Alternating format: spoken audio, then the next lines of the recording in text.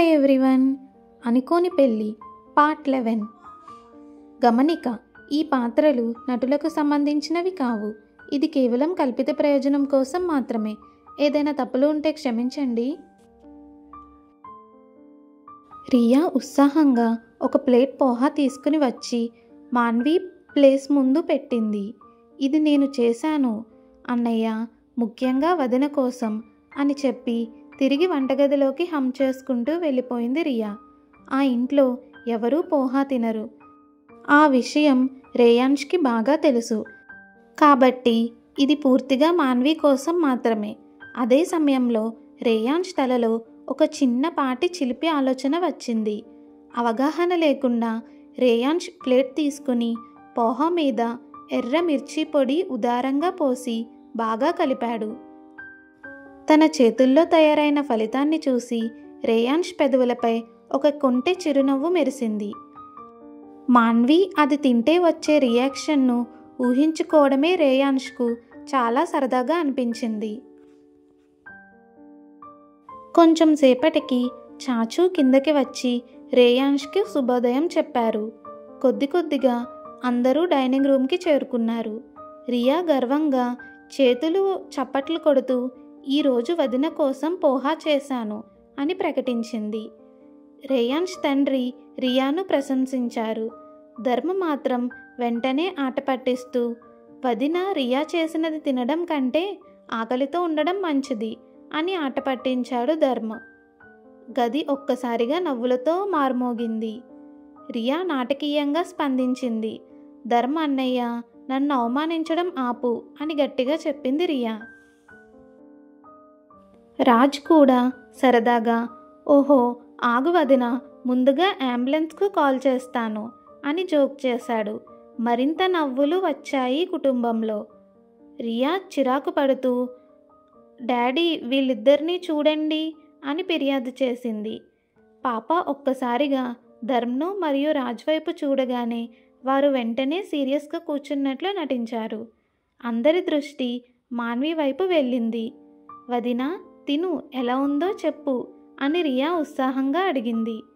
మాన్వి ఒక చెంచా తీసి నోరు దగ్గరకు తీసుకెళ్ళింది. అది తిన్న క్షణంలోనే మాన్వి కళ్ళు నీళ్లతో నిండిపోయాయి.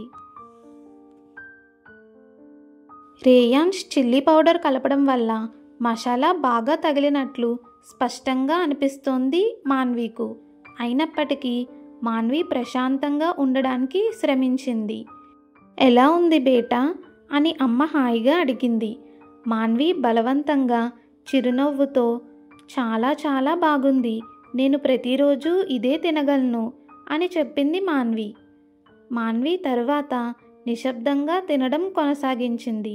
ఒకవైపు మండుతున్న పోహా, మరొక వైపు ఆ మసాలాను తగ్గించడానికి మంచినీళ్ళు తాగుతూ తింటూ ఉంది. రియా గర్వంగా, చూడండి నేను ఎంత మంచి వంట చేశానో అని గర్వంగా ప్రకటించింది. మాన్వి ముఖం ఎర్రగా మారుతోంది. కళ్ళు నీళ్లతో నిండుతున్నాయి. కానీ మాన్వి ఒక్క ఫిర్యాదు కూడా చేయకుండా ఆ కారంగా ఉన్న ప్రతి పోహాను తింటూ ఉంది. పోహాలో మిరపకాయ కలిపింది రేయాన్ష్ అని మాన్వికి బాగా తెలుసు. రియా వడ్డించే ముందు వంటకం మాన్వికు చూపించింది. ఆ సమయంలోనే స్పష్టమైంది. అయినప్పటికీ మాన్వి ఏమీ అనకుండా తినడాన్ని ఎంచుకుంది.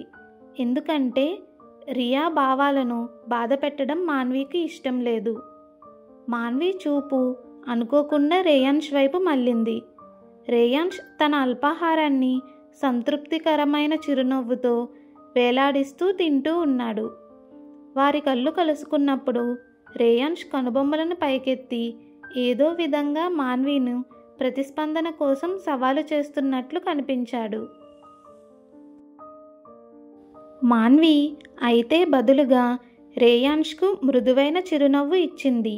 ఆ క్షణంలో రేయాన్ష్ చిరునవ్వు కొద్దిగా తడబడింది. రేయాన్ష్ మాన్వి వైపు చూస్తూ ఆశ్చర్యపోయినట్లు కనిపించాడు. మాన్వి తన సొంత చిన్న విజయాన్ని సాధించినట్లుగా అనిపించింది. ఆమె తల్లి ఎప్పుడూ చెప్పే మాట మాన్వికు గుర్తుకు వచ్చింది. ముఖం మీద చిరునవ్వుతో చేసే సవాలు కంటే పెద్ద సవాలు ఇంకేదీ లేదు. అదే మాన్వి ఇప్పుడు చేసింది. రేయాన్స్ ముఖంలో కనిపించని గందరగోళం పూర్తిగా విలువైనది.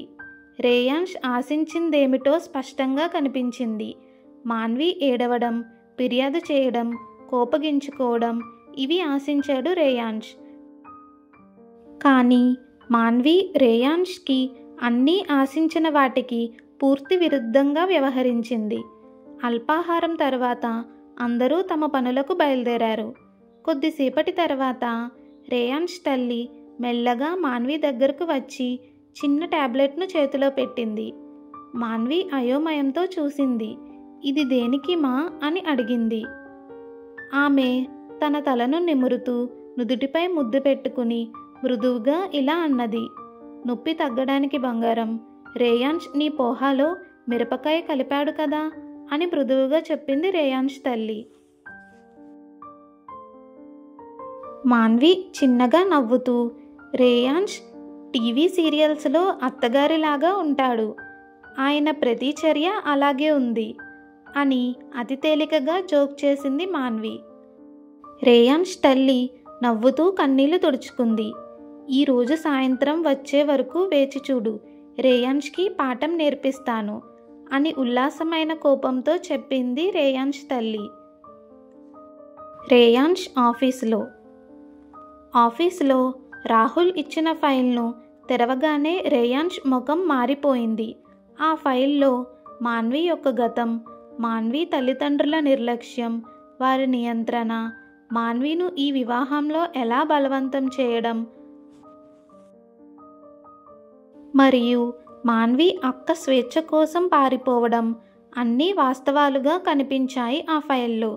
ఇంతకాలం మాన్వికు రేయాన్స్ చేసిన ప్రతి శిక్ష, ప్రతి కఠినత, ప్రతి క్రూరత్వం అన్నీ తప్పు అర్థాలపై ఆధారపడినవే.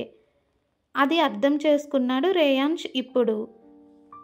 నా నాన్న ప్రతీకారం అవసరం లేదు అని చెప్పినా రేయాన్స్ వినలేదు. మాన్వి ఎంపిక చేసి అతన్ని మోసం చేయలేదు, మాన్వి బలవంతం చేయబడింది అని తెలుసుకున్నాడు రేయాన్స్. రేయాన్స్ ఛాతీలో ఆరాధన బరువై కూర్చుంది. నేను దీన్ని సరిచేయాలి, ఏదైనా చేసి సరిచేయాలి అని రేయాన్స్ మనసులో నిశ్శబ్దంగా నిర్ణయించుకున్నాడు. సాయంత్రం ఇంట్లో మాన్వి వంటగదిలో చోలే పూరి తయారు చేస్తూ అందరితో కలిసి గడిపింది. అందరూ కలిసి ఉండడంతో ఇంట్లో ఉత్సాహం మరింత ఎక్కువైంది. కానీ రేయాన్స్ మాత్రం ఆలస్యంగా ఇంటికి వచ్చాడు. రేయాన్స్ ముఖం సాధారణమైన కఠినత్యంతో లేదు.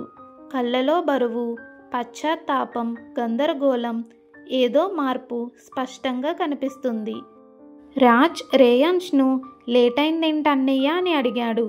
రాజ్ అడిగిన ప్రశ్నకు రేయాన్స్ చాలా పని ఉంది అని చిన్న స్మైల్ కూడా లేకుండా జవాబిచ్చాడు. తరువాత రేయాన్స్ కళ్ళు మాన్విని చూశాయి. ఈసారి ద్వేషం లేకుండా ఒక విచిత్రమైన సంకోచంతో. రియా మధ్యలో చేరి మాన్వికు కొన్ని నగలు చూపిస్తూ వాతావరణాన్ని మళ్ళీ ప్రకాశవంతం చేసింది. రాత్రి భోజనం సమయం. రేయాన్స్ తన ప్లేట్ ఎదుట ఖాళీగా చూస్తూ కూర్చున్నాడు. చుట్టూ అందరూ నవ్వులు, మాటలు, సాదాసీదా కుటుంబపు గోల వినిపిస్తూ ఉన్న రేయాన్స్ మనసు మాత్రం పూర్తిగా ఇతర చోటుంది. ప్రతి కొన్ని క్షణాలకొకసారి రేయాన్స్ చూపు ఆటోమేటిక్గా మాన్వి వద్దకు జారుతూ ఉంది. మాన్వి అచ్చం ఏమీ జరగనట్టే ప్రశాంతంగా భోజనం చేస్తుంది. ఉదయం రేయాన్స్ వేసిన చిన్న క్రూరత్వం, అతి మిరపకాయ, బాధపెట్టే ఎగతాళి ఇవన్నీ మాన్వి మీద ఎలాంటి ప్రభావం చూపించలేనట్టుగా ఉంది. మాన్వి ముఖంలో కనిపించే ఆ మృదువైన చిన్న చిరునవ్వు రేయాన్స్కి దానిని తట్టుకోవడం కూడా కష్టంగా మారుతోంది. రేయాన్స్ చేతి వేళ్ళు టేబుల్ కింద బిగుసిపోయాయి. రేయాన్స్కి తన సొంత ఆలోచనలే అసహ్యం వేస్తున్నట్టుగా అనిపించింది. ఏమైంది బేటా అని రేయాన్స్ తల్లి ముందు గమనించి అడిగింది. ఆ మాటల్లో ఉన్న ఆ స్వరమే అతన్ని చిన్న పంచులా తగిలినట్టు అనిపించింది. ఏమీ లేదు అమ్మా అని రేయాన్స్ చెప్పినా తన హృదయం మాత్రం అబద్ధాన్ని గట్టిగా తిరస్కరిస్తోంది. ఏమీ లేదు, అది నిజం కాదు. ఉదయం తను ప్రతీకారం చేయొద్దని అమ్మ హెచ్చరించింది. రేయాన్స్ వినలేదు. ఇప్పుడు మాన్వి ఆ గట్టి పట్టుదలతో, నమ్రతతో, రేయాన్స్ను ఛేదించే ధైర్యంతో తిరిగి నిలబడిన తీరు రేయాన్స్ని చిత్తు చేయడానికి మొదలైంది. రేయాన్స్ ఎదురు చూస్తున్న ప్రతిస్పందన, కన్నీళ్లు, ఫిర్యాదులు, బలహీనత ఇవేమీ మాన్వి చూపించలేదు. అదేదో వింత శాంతి చూపించింది Manvi. Next part continues. Reyansh మరియు మాన్వి అనుకోని పెళ్లి జీవితాన్ని తెలుసుకోవడానికి లైక్ చేసి, షేర్ చేసి, సబ్స్క్రైబ్ చేయండి. Thanks for watching.